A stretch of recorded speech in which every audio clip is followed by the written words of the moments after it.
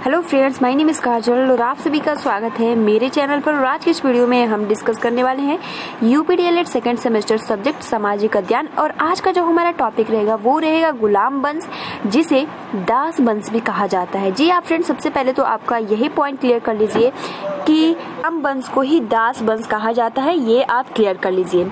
अब देखिए, जैसे कि आप सभी इस तथ्य से परिचित होंगे कि भारत को अपने धन व वैभव की उपलब्धता के कारण इसे सोने की चिड़िया का देश भी कहा जाता है। अब सोने की चिड़िया का देश क्यों कहा जाता है? क्योंकि भारत के पास धन और वैभव की उपलब्धता है, इसी कारण भारत को सोने की चिड़िया कहा जाता है। उसकी इस प्रसिद्धि ने ही अनेक विदेशी आक्रांताओं को भारत पर आक्रमण करने के लिए आमंत्रित किया था। इसी क्रम में 12वीं शताब्दी में जिस वंश में भारत में उदय हुआ, उसी में सल्तनत काल के प्रारंभिक युग का सूत्रपात हुआ, जिसे 1206 ईस्वी से 1526 ईस्वी के मध्य भारत में दिल्ली सल्तनत के 5 राजवंशों का उदय हुआ, जिसमें 1206 में मोहम्मद गोरी की मृत्यु के उपरांत उसके महत्वपूर्ण गुलाम जो था वो था कुतुबुद्दीन ऐबक। जी हाँ फ्रेंड, जो मोहम्मद गोरी का गुलाम था, मोहम्मद गोरी का वो था आपका कुतुबुद्दीन ऐबक, ठीक है। और इसने गुलाम वंश की स्थापना की थी। तो आप यहाँ बहुत ही इम्पोर्टेंट पॉइंट क्लियर कर लीजिए कि सबसे पहले 1206 ईस्वी से 1526 ईस्वी के मध्य भारत में दिल्ली सल्तनत के 5 राजवंशों का उदय हुआ, जिसमें 1206 में मोहम्मद गोरी की मृत्यु के उपरांत उसके महत्वपूर्ण जो गुलाम था कुतुबुद्दीन ऐबक, जिसने गुलाम वंश की स्थापना, जिसे दास वंश भी कहा जाता है।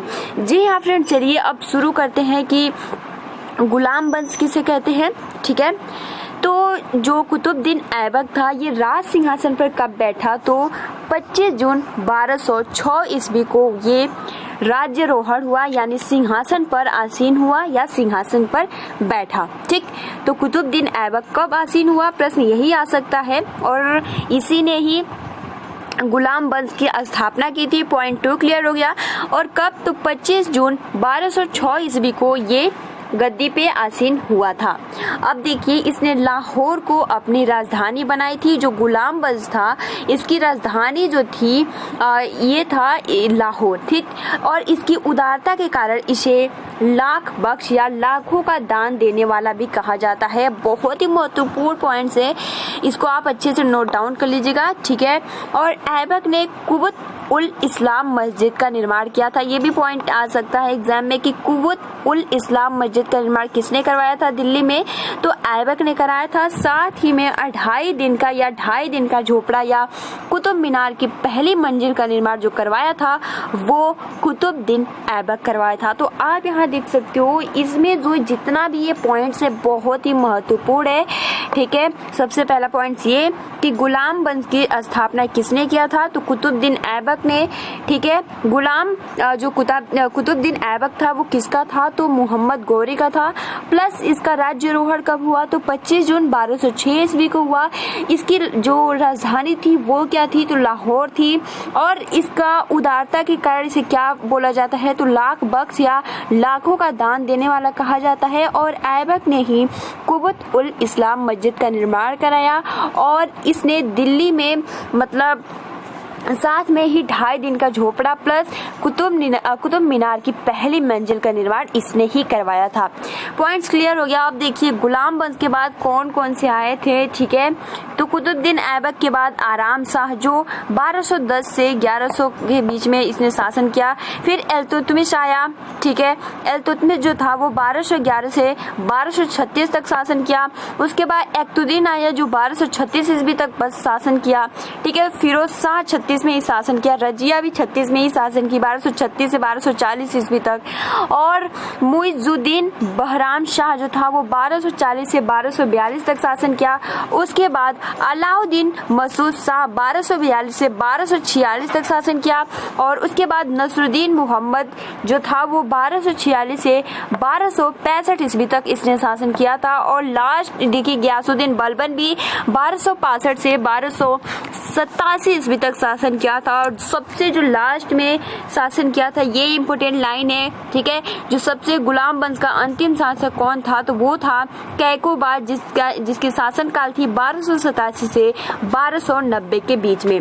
तो ये जो ठीक है, तो ये जो गुलाम वंश का ये पूरा आप देख सकते हो क्रमबद्ध से दिया गया है। पहले कुतुबुद्दीन ऐबक, फिर आराम शाह, फिर इल्तुतमिश, फिर इक्तुद्दीन, फिरोज शाह, रजिया, ठीक है, मुइजुद्दीन, बहराम शाह, अलाउद्दीन, उसके बाद नसरुद्दीन, गयासुद्दीन और कैकोबाद। अब देखिए यहाँ से आप ये प्रश्न या चर्चा कर सकते हैं कि अब ये बताइए कि दिल्ली सल्तनत की स्थापना में ऐबक की क्या भूमिका रही, ठीक है।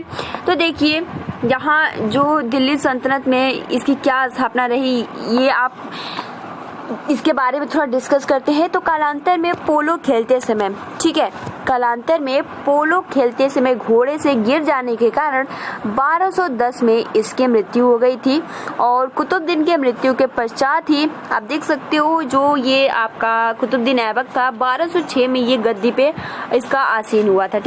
आप सबसे पहले तो अब देखिए इसकी जो मृत्यु हो गई वो मात्र 1210 में, मतलब 1210 तक शासन किया और इसकी मृत्यु हो गई। कुतुबुद्दीन की मृत्यु के पश्चात उसका पुत्र जो आराम शाह था वो लाहौर की गद्दी पर बैठा, ठीक है, किंतु वह एक अयोग्य शासक सिद्ध हुआ। उसके पश्चात ऐबक के दामाद यानी जो कुतुबुद्दीन ऐबक था उसका दामाद बैठा और बदायूं के सूबेदार इल्तुतमिश ने उसकी हत्या कर दी।